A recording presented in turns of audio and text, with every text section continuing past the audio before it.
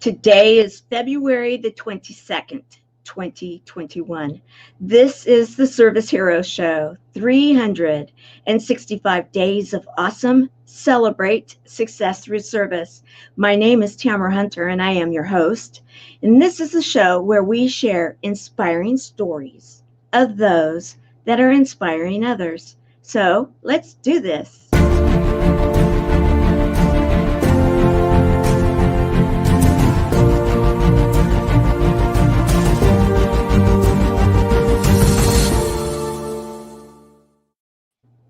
Today we have a service hero that I am sure you will all find extremely fascinating, fun, interesting, and say, wow, how does she do all of that?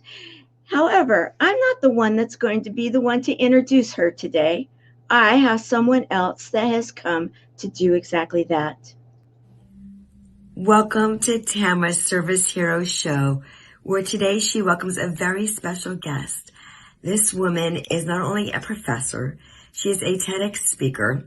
She has trained thousands of students around the globe to use their authentic voice and has broken cultural barriers.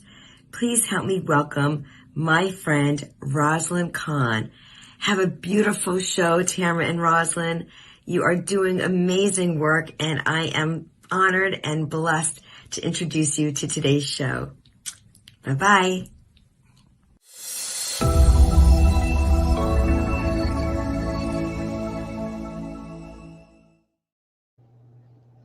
Wow. That was amazing. I love it. Well, I am glad you do. And we have Helene, who is one of the ambassadors within the program that we run, the 501c3 community, and she is welcoming all of the buddies that will be arriving. We have Caroline Berzins, who is the production assistant of this show, and she is verifying that we are live on E360 TV platform. We have something else that's new that I'm going to share right now for all of you that don't know how to get on to the E360 TV platform. They've made it easy for us. So let me share that right now.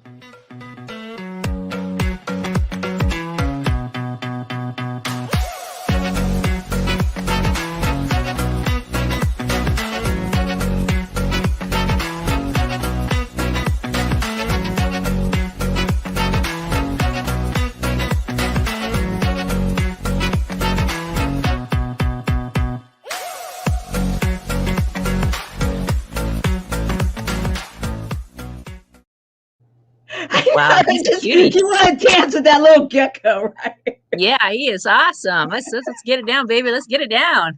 Get some shaking and baking. I know. I love it too. And so, Helene, have we seen your purple pen? We may have to just go looking for that today. And hashtag live, hashtag replay. All right. So, as our dear friend Renee Reisch shared with us when she opened up about who it is that you are and what you're doing, it's incredible. And I really truly meant it when I'm like, how do you do it all? Because you're everywhere. You're doing so much. And a college professor, you're a philanthropist, and that you're out there really making a difference when it comes to different causes. You're an author. You're a TEDx speaker 3 times over, right? 3 times? Yeah. And not only that, you help and coach and teach and inspire and work with many others that have graced the TEDx stage. Plus, you're on all the red carpets interviewing. You are a host for your own shows. How do you, and you travel the world. I pat myself on the back and I say, I don't know sometimes how I do it, which foot goes in front of the other. But, if you always start with having a kind heart and wanting to help humanity, and it's not how many people love me, how many people hate me, am I trying to be like them, but just really being yourself and being who you really are. I mean, if we get down to it and we really look at it, kindness surrounds us if we want to see it. And the choice is our own eyes. What do we allow to be our filter to make it happen? Uh-huh. I love that. I'm taking that in. I want everybody else to take that in too, because right now, especially right now, in the time of, and that's why I date the shows. I used to number them. And then when COVID hit, and one of my coaches said, okay, everyone that has a show, I want you, if it's been dormant, even if you stopped it, if it had a feel-good message, I want it back up and going. And that next day I was back up and going again. I had taken some time off, and that's when I started numbering the shows, because I thought, okay, what we are doing is we are right now in the middle of history. We are right now in the middle of so many different events that are happening, almost like one after another. And you yourself, and I actually have a clip that you did recently, you yourself were addressing this with how to reduce stress, some tips on how to reduce stress. So we're going to listen to you, and then we're going to talk about this and go into even a little bit more of what it is that you've been doing. Guys, stick around. Hi, this is Rosalyn, starting today on a beautiful day. Just wanted to give you how to reduce our stress and anxiety in today's troubled times. It's really exciting to go ahead and say that in today's times of stress and duress with everybody with the coronavirus, everyone is kind of in a grouchy, crummy mood, all yelling at one another, and there are all things that we can go ahead and do to reduce our stress in today's world. So I wanted to tell you some tips that I thought might help you out in your life to go ahead and reduce our stress. I know for me, one of the greatest things I enjoy in life is to get up and see the morning sun of a bright and beautiful day, because every day is more beautiful than the one before. It might have been a night, but you know what I really enjoyed? I absolutely love baking. And so this morning I went out and had a baking frenzy. There was no one in the kitchen, and I made breakfast, lunch, and dinner. If you go to my Facebook page, you can see all these delights. It's really important in these times we take out time for ourselves to do the things that we love, to do the things that we appreciate, to do the things that absolutely mean the most to us. Because it's real simple to sit in our house, feel sorry for ourselves, think about all our losses, think about all the things that we don't have. But the one thing I think really matters in the world is when we take the time out to give gratitude to the birds that are singing in the background, to give gratitude that we're above this earth, to give gratitude that we're alive and that we can breathe. So today's wish is that you take a moment to do something for yourself, to celebrate the fact that you're alive, to celebrate the fact that you're here. And I promise tomorrow I'm going to come with a brand new wish. So remember, today is a bright and beautiful day. Make it better for someone else. Please share the love, the kindness, and adoration. And the next time you see someone who's screaming and yelling at you, just smile and say, I wish you could have a better day. This is Rosalyn Kahn wishing you a bright and beautiful day. Tips on how to reduce our stress in today's troubled times. God bless. Thank you so much.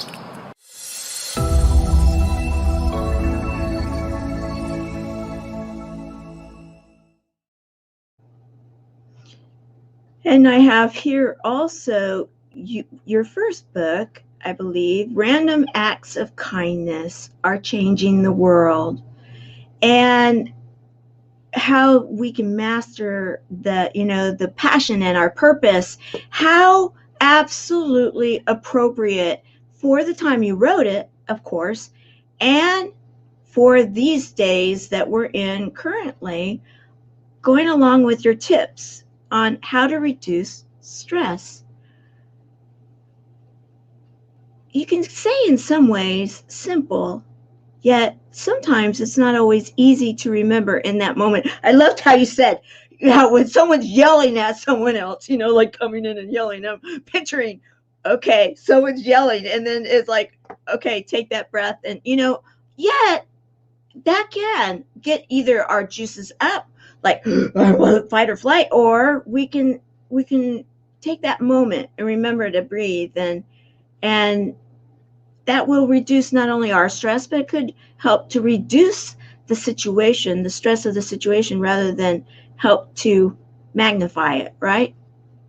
No, it's exactly so. Because in every day, it's, I could be baking all this stuff, and it's just like, why are you always making a mess, and so on and so forth. And let's not look at the mess, look at the beauty therein. It's life is many miracles, and we can go in the rose-colored glasses or the black and gray ones, and there's a lot to be, you know, thankful for if we simply take out the time. It's, you were talking about numbering, and I did 188 of those posts of those how to Wow. reduce stress and anxiety, and it was amazing. I had these favorite books, and I'd bring stuffed animals, and I put a picture up of what I had done and what I had created, and they were just messages to help people survive. So it's kind of from that you were talking about marking and momenting what's happened is during this pandemic. I wrote another book, and I've been talking about it recently in a whole new light. You talk about history as it's happening. My newest book, which is Message for Tomorrow's Leaders, is almost like a historical ethnographic study of violence, the protest, and what we're seeing in today's world. And what's most spectacular about it is they're just individuals from 12 to 88 looking at history as it's happening and giving suggestions and feedbacks on things of what we can do each and every day to be it could be considered a career book of what do you want to do when you grow up, or how do we deal with this anxiety that we're facing today. So they're all kind of come together. Uh-huh. Yeah. Yeah, absolutely. I do know. And Helene is welcoming you, Oh, and thank you, thank you Helene. for Thank you. doing that. And party time.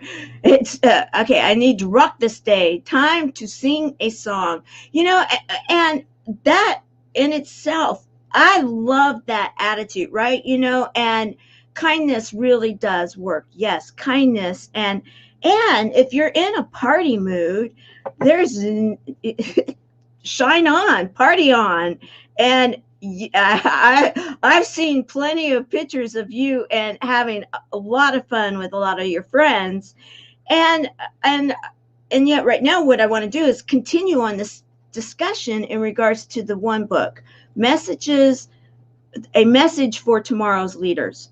And I absolutely love this. I'm a huge history buff, huge history buff. And when you go back to yesterday's leaders, of course, you can read about so many of them, and many of the leaders that ended up really truly making a difference in our lives.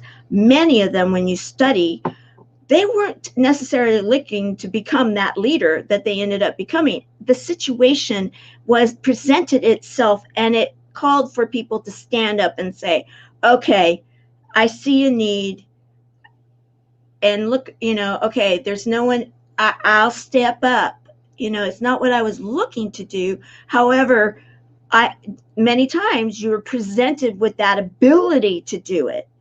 And that's one of the things I see with you, and why I wanted to honor you as a service hero that you are, because you look for opportunities, or maybe I need to ask, do you look for them, or do they present themselves? Because you end up working in different areas and have been over years, where you might be helping with different cultures to get along. You may be helping people that have been through domestic violence to, find a way through.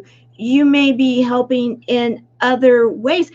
Also, like Renee shared, helping people to have their authentic voice to then get up on a TEDx stage so that they can take their message out and help others. Have you always sought for that, or has it just always I these think life opportunities life showed up? life just goes ahead and happens. I'll give you an example. My students were giving a thank you, Stephen Smith. It's a pleasure to have you here. Thanks for coming in from Sarasota, Florida. I was talking to my students in my class today, and I'm always trying to give them examples to teach them. I said, we're giving a tribute speech about a person who's changed the world. And I'm happy to say that they turned down Elon Musk and they turned down Susan B. Anthony, heroes. And I said, there's this great magazine came out with Time. Let me find you a current hero, someone who's less than 40 years old, who's out making it today. Better yet, if you go online, you can look their name up. Their name is all over because they were one of the top 100. And then this other student had a problem, and she said, well, I don't know how to put this. I want to share with people that I help people, but I've been helped, and so on and so forth. And I said, well, there's a lady that I'm coaching, and she's going for a Miss Teen Filipino, and she was telling me this example, and just hear the example that her mother had taken her out to give food to 20 different communities. And I said, why 20 different communities? What's that really all about? And she said, well, let me tell you the story. And she goes back and she says, well, my mother was from the Philippines, and in the Philippines, my grandfather was a real activist in the community, and he was in healthcare just like my mother. And he instilled in her the importance of helping others. Even as she came here as a single mother, she was out there helping all sorts of people, not just one people. And she goes, oh, I got it. And then you should have seen the response that she put on the screen. It's like beautiful. And how did you do that, teacher? How did you do that? And it's just always trying to give examples to enlighten people. You mentioned domestic violence. There was another lady, it escapes my mind, that I was on the back of her book talking about violence, because when I was young growing up, it was about rape. It was about a young child who told me at the tender age of 12 or 13, and I've never forgotten what she said. It was one of her father's buddies, another professor, or a friend that I used to swim with, who didn't let the adversity get to her. It was okay for her to beat her up. When he went for the dog, that was when she drew the line. Mm-hmm. And being in a domestic violence workshop and just saying these stories and saying, there was a friend of mine, I told her to leave her husband. Everyone said, mind your own business, do what you want. It's you've got to help people out in their place. And she went on, and she's now in a happy relationship. I've for years and years, I've done the AIDS walk for Los Angeles, and just did it because it was the right thing to do. Been in groups that we had to go out and help people, and it's just who I am, is helping people to become better versions of themselves in whatever way and whatever opportunity is out there. Right. And that's the thing, that why this show is on, is because many times those that are doing exactly what you're doing, the service heroes, you're out there, people know you, but they may know you for other reasons. They know you as the TEDx speaker. They know you as the author. They know you as the red carpet interviewer, the different things that you've been doing. Yet, not always are those that are out there in the front lines sharing, not always do they share these. I mean, here you are. Okay, I don't know. Did you win this, or was this just a picture? Because people look at this and they say, oh yeah, she's what? And yeah, look at that crown. Well, it was funny. I have a good friend of mine. I know a lot of people in Hawaii who are celebrities and people who are queens and things like that. And there was a project that was a fundraiser for the Women's Lighthouse by Yelima Werkobli, and her friend had won the crown. And so they were all passing us around, and I said, well, I'd like to wear that crown on my head. Can you take a picture of me? I think that'd be kind of cool. And so there was the picture. It was taken, and that's the story of that picture and that crown. And I'm smiling my big smile. I love it. I love it. And in fact, okay, so then and then I saw this, and I'm like, okay, is she in there? Well, it's funny because that was a picture of my friend who was a beauty queen, and I was out there supporting her at this particular event, and you could hear me screaming really loud in the background and so on and so forth. go Alma, go Elima, and the whole nine yards. It's just wonderment. It's, having those opportunities to be out there. And people always say, why are you always cheering other people on? Who goes ahead and cheers you on? It's like, well, you never know when it will come back. You never know when it will come back. And every once in a while, they're posting, oh, that's good for you, Rosalyn. Thank you for that comment. That's really nice, Rosalyn. That's really nice. Oh, thank you, Caroline. I really appreciate that. That is so sweet. I've also done work for the homeless people. Let me tell you about that homeless story. That's a beautiful one. When I was doing my random acts of kindness, at one particular point, I was in Philadelphia, and I met this sergeant who was talking about his own story with homeless back in Philadelphia, and how in his reign, this is going back a number of years ago, he had helped these people who didn't have what they needed, and gave them the materials and stuff that they needed to make it happen. And I was on a show here in Los Angeles with another lady from a book club talking about helping out the homeless. And I remember at one point in my class, we were doing the service learning project, and I really got my people to help out. And one of them was collecting clothes and food for a thing in Armenia, or another situation. Another woman I gave a TED talk on was handing out Bibles and sack lunches, and just said it was the first time she'd ever met so many people in the world. It was just beautiful stories of, I remember a friend of mine, Lori Bowen, I became friends with her husband in the most strange ways. Her husband and I met at the bedside of a guy by the name of Steve Jennings. Oh, And yes. Steve Jennings was the most amazing humanitarian that one could ever know. I gave us a talk where him and his good friend, names escape me, but David Fagan. David Fagan was in my first book. There we go. Thank you so much. Was in the first book. And was kindness. And my husband doesn't like this about me, but if you know anything about selling books, you got to tell anybody and everybody. And I said, I can't believe it. I told everybody and anybody. And I had, 34 people who came out, and I was so excited and so happy. And Steve said to me, I don't know who this lady is, but this lady's going to change people's lives. Yeah. And so wherever I'd go, he would make the time to spend with me. You think I'm the greatest thing of sliced bread, and in Hollywood, I'm a fraction of a decimal of anything. But I have another page that's coming out, and the world will see. But that's up to come. It's on Rosalyn Kahn on Instagram, and just wait and just watch. You'll see amazing things coming from there. But back to the Steve Jennings story. He was in a horrible accident. Thanks. I love to help the homeless. Who's made the light and give. Thank you. This love is in the world, definitely so.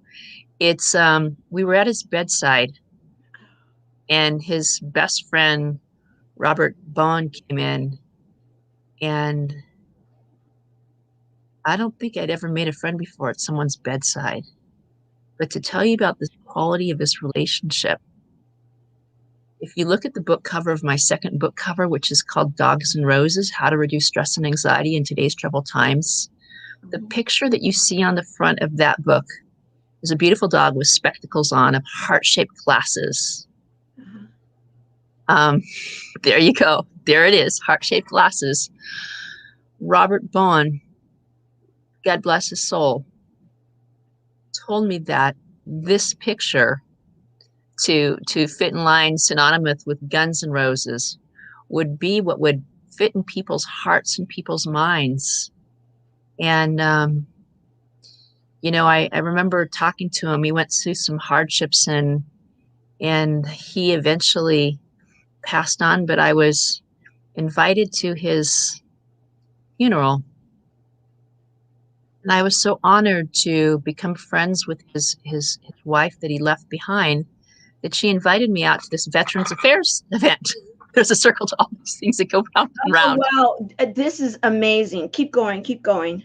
And so we ended up at this Veterans Affair event, and I was talking to people because part of the money went to help our local veterans, and they had me dressed up as God,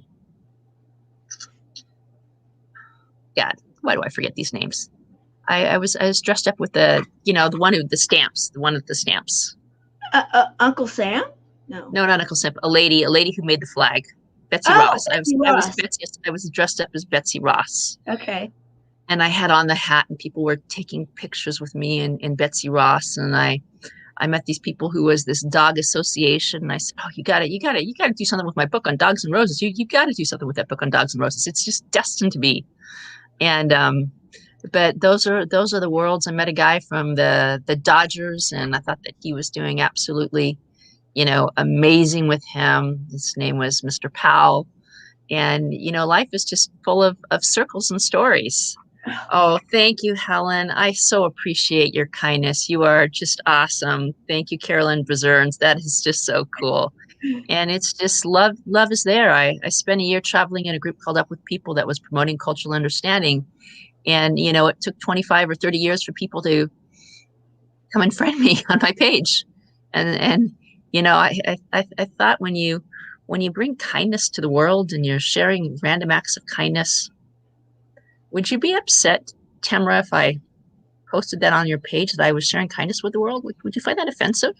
No, but I understand. Okay, so everything you're talking about. Let me just tell you, Rosalyn, there are so many very, very thin degrees of separation in regards to where you have been, who you've been associated with, the timing with it all, and then even the journey that I have been on with all of all that my mission has been. And I'm listening as you're going, and I'm like, oh my goodness, I came in just as this was happening.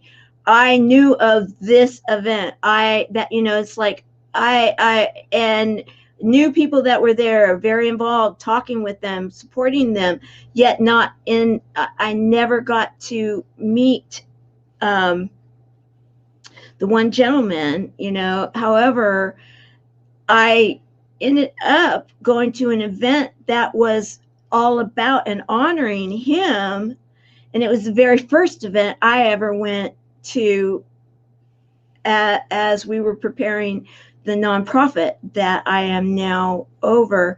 And the question, to answer your question about posting on people's pages about random act of kindness, when I was running for the impactor to change the way cancer is done throughout the world, a big movement, a big need, I was doing that. And yeah, I had some people unfriend me. However, they friended me later, and so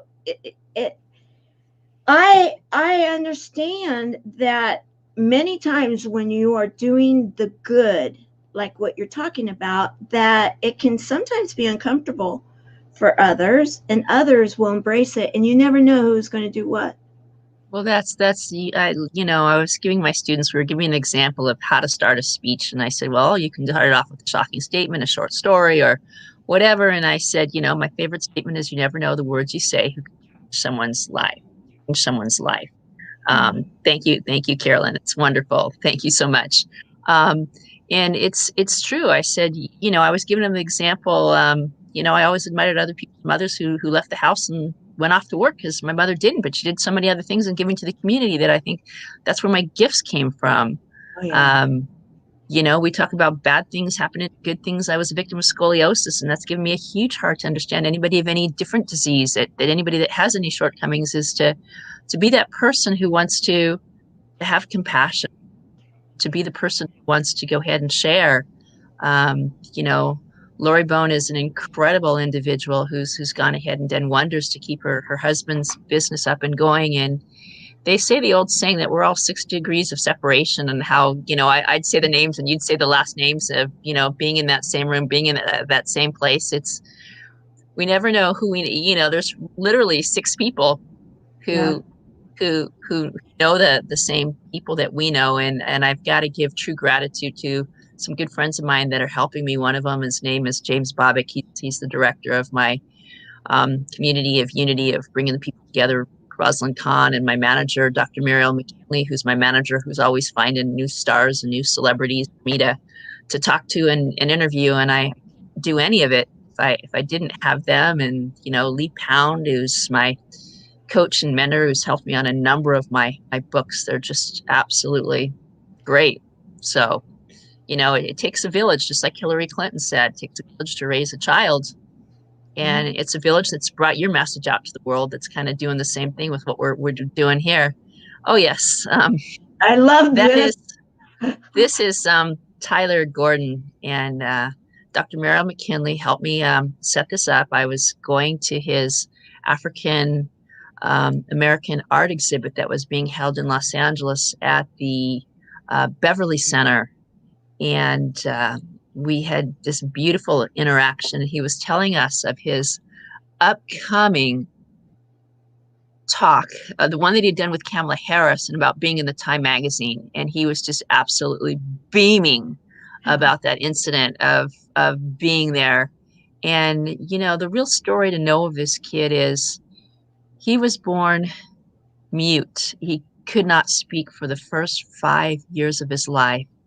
And despite those 5 years of his life that he was mute, he said he hasn't stopped talking since that time. And what's amazing is I asked him about how he learned his passion for art, and I don't think many people know this, is his mother painted upside down.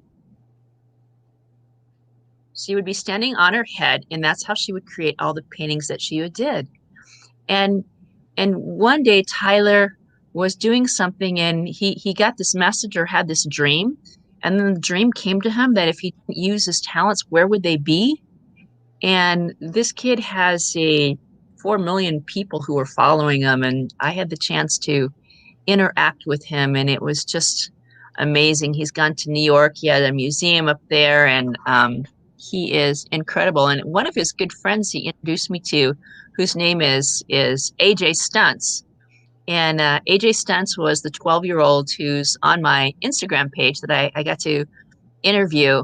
And here's the story of a 12-year-old who, for the last 3 years, has been raising money for cancer kids in northern. His friend Tyler had cancer, and he goes and he does a joint event with them, and he raises money for the homeless to help the homeless out in San Mateo. That he's raised over $3,000. He just released an album yesterday.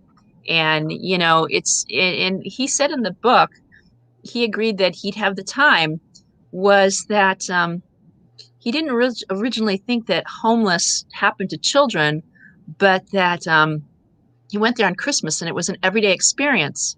And so from that everyday experience, he decided to go and visit the homeless shelter each and every week.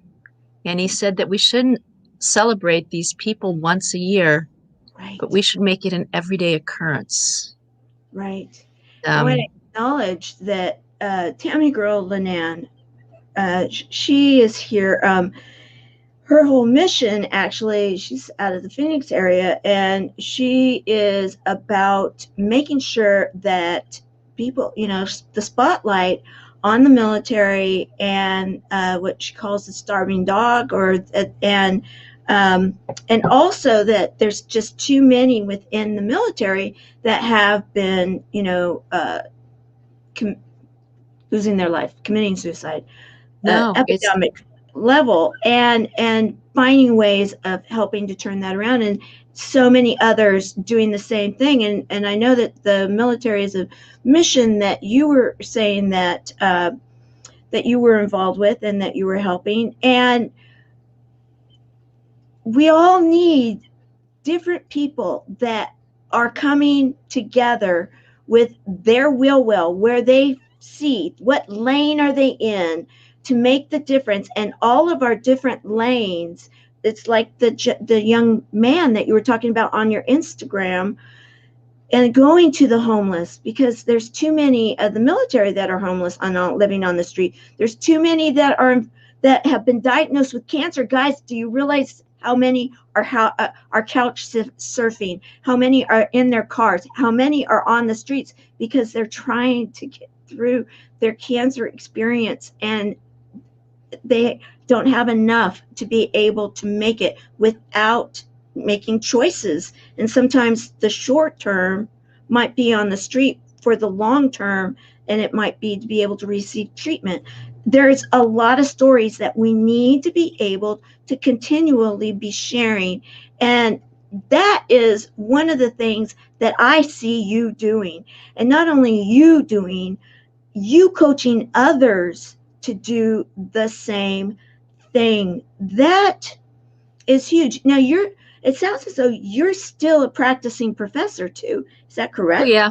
Yep. Yeah. I still teach in the colleges, and I've lost some of my classes. It makes life a little more challenging and things like that. So, I got my hands in many different pockets in many different places. But you talk about the military. There's a speech on my Instagram page I'd love people to look at, and it's how to reduce stress and anxiety. And it's about this whole pandemic of the number of people who are committing suicide, the number of people who are becoming opioid addictions and things of that nature. There's a best-selling author, Ken Unger, and who just talks about the importance of listening.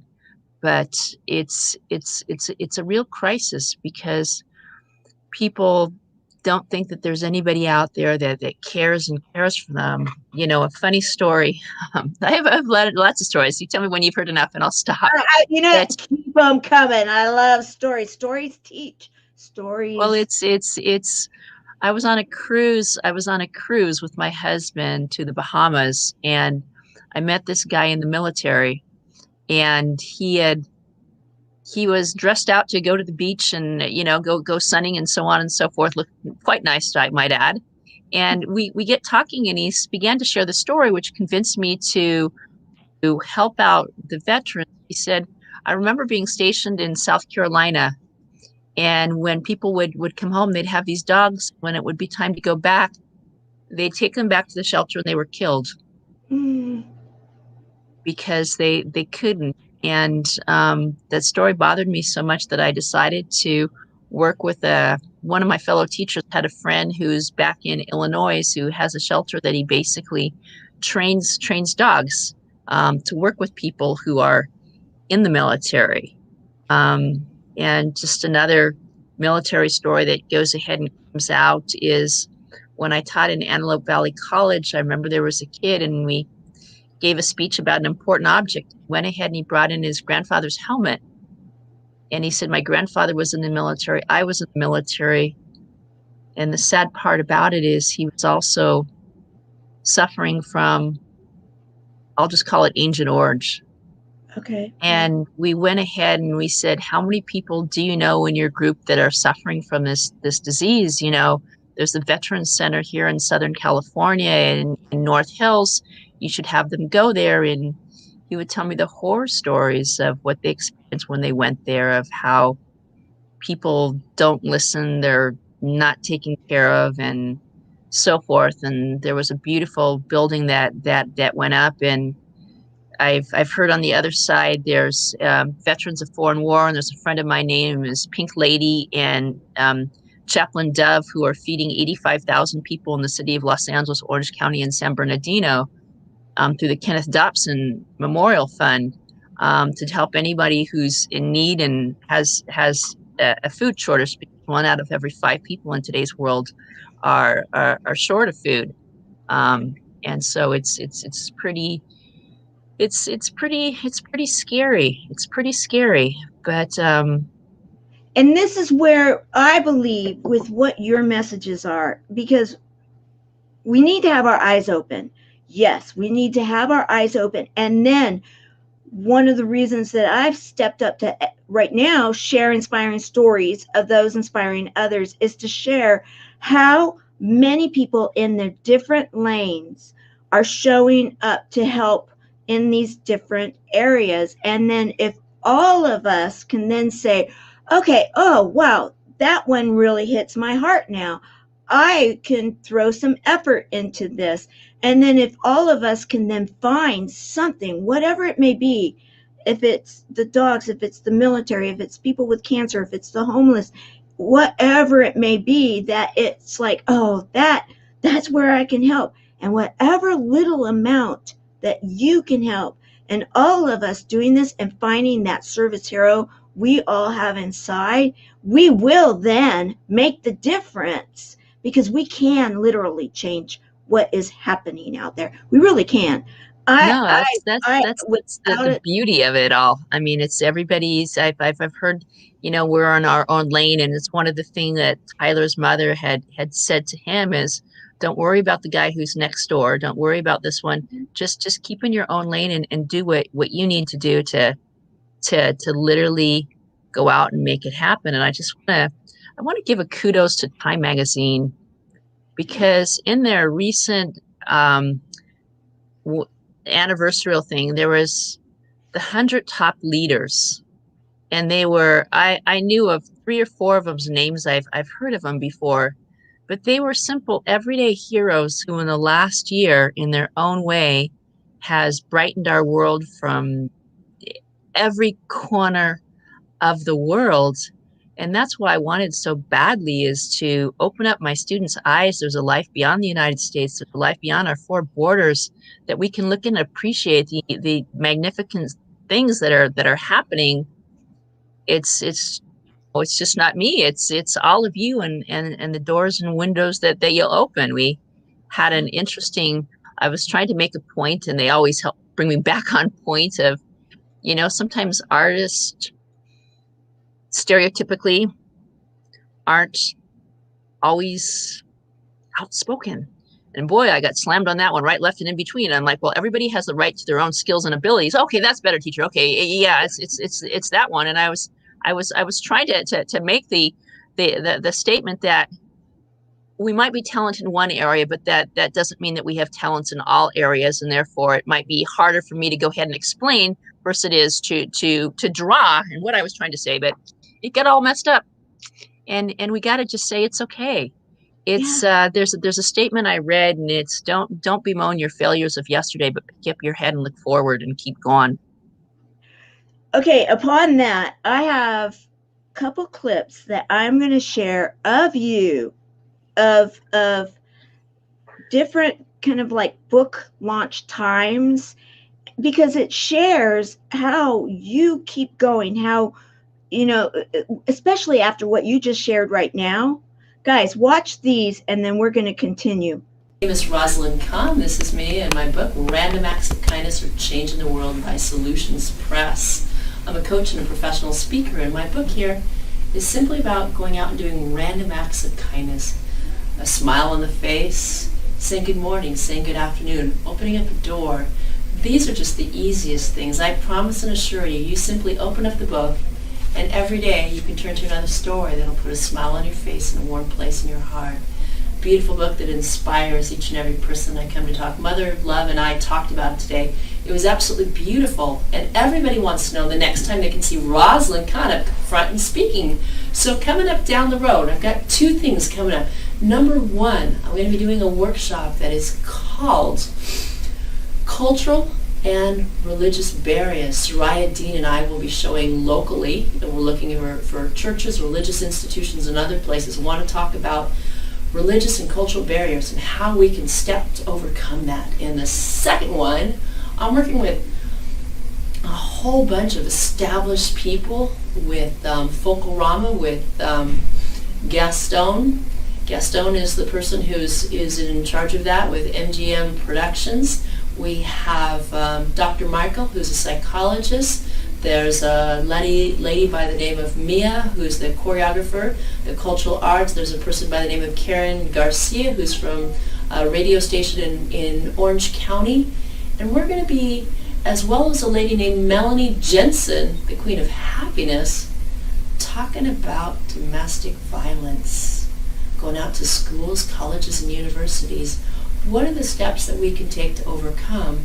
My role will be talking about forgiveness. Random acts of kindness and forgiveness are so closely interrelated. My name is Rosalyn Kahn. My business can be found at rosalinkahn.com.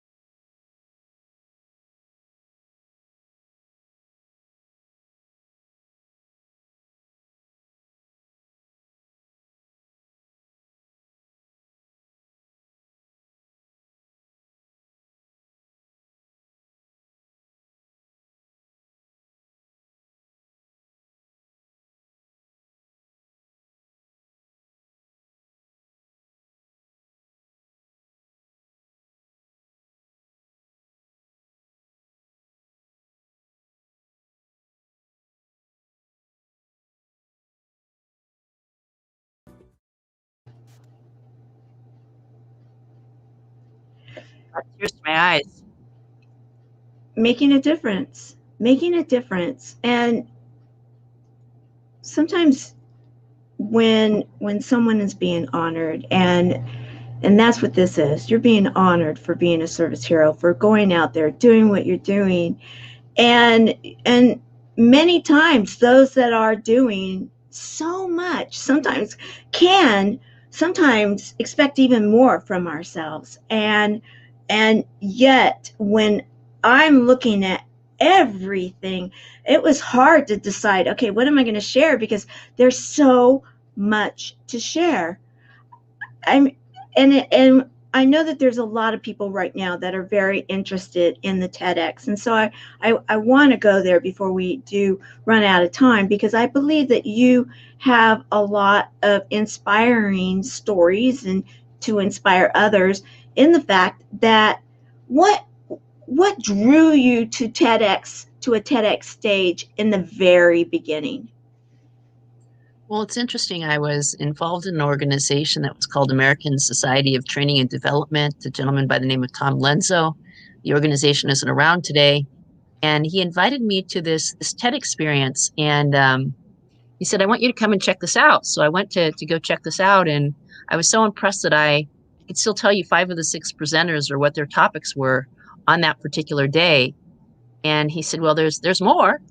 You can become part of the committee and you can learn more about it. And so as an eager beaver in that time when you could get out and go places, I went, and I was the person who helped organize and the operations manager. And as part of the committee, the guy would always say, hey, you should come and meet the leaders. You should go and meet the organizers. You never know who you're going to meet. You never know what doors are going to go ahead and open.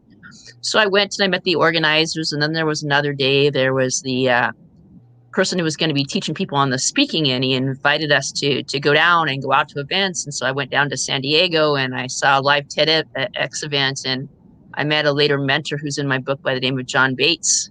And he and I became the best of buddies. So when he saw me, thank you so much, Caroline. I really appreciate that.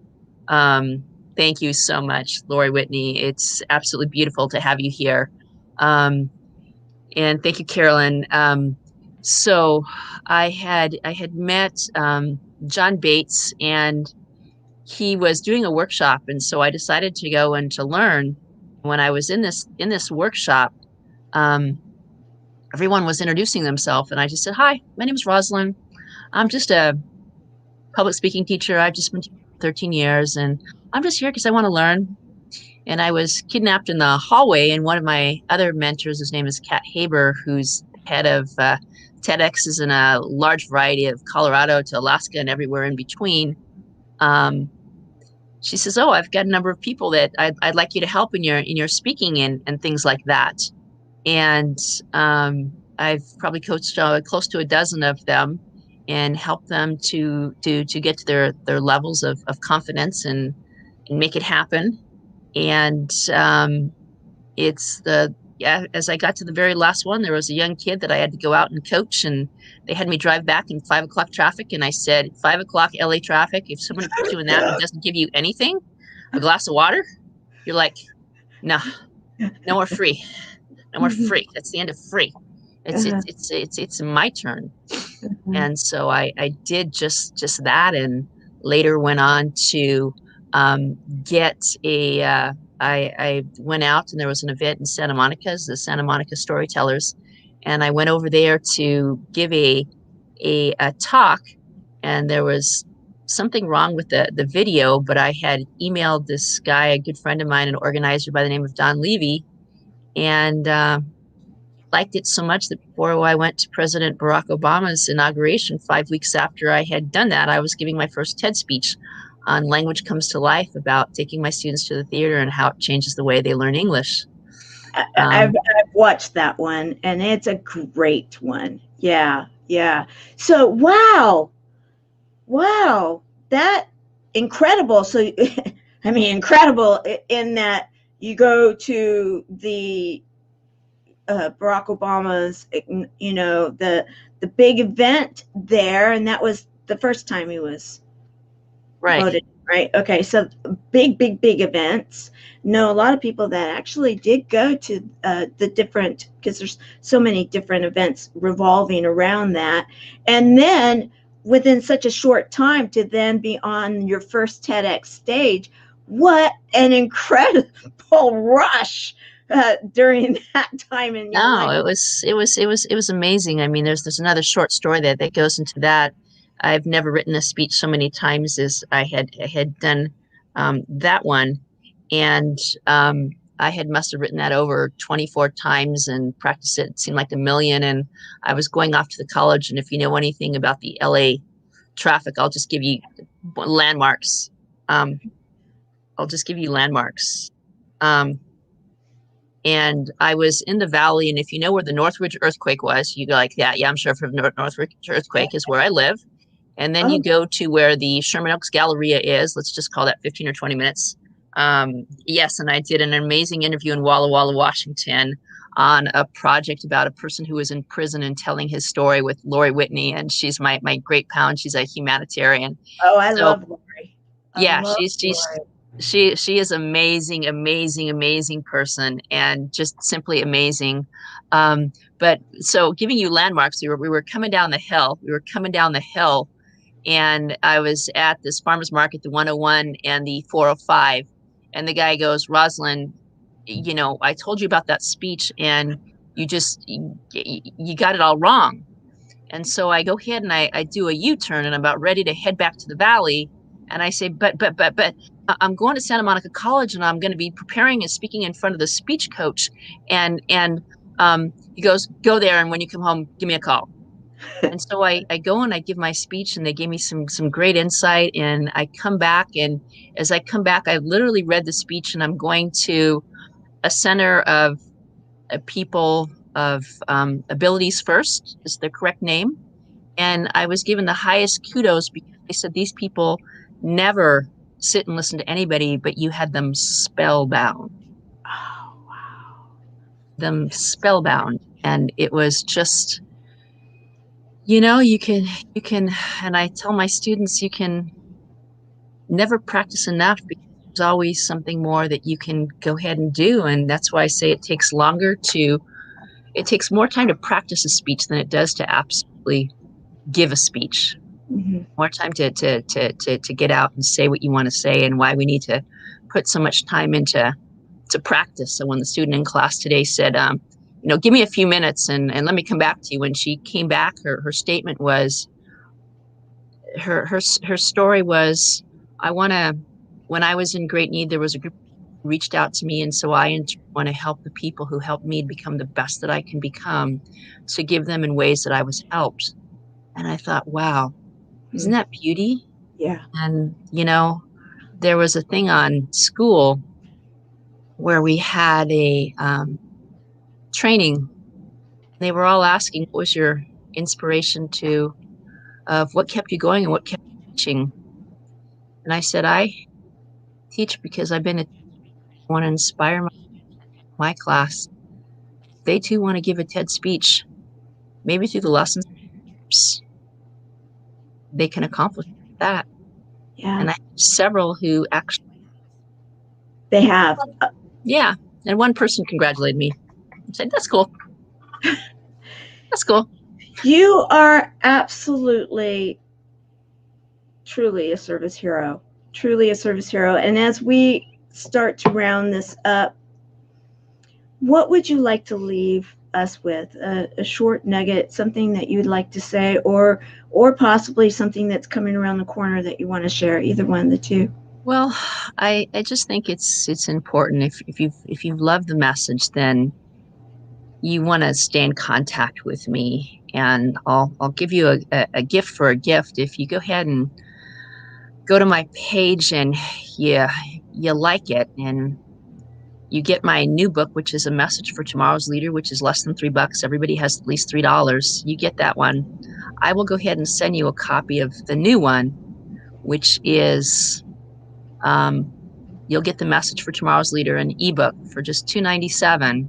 And then I will gift you the Random Acts of Kindness as my gift to you, because we never know with the words we say whose life we can change. You can follow me on Rosalyn Kahn.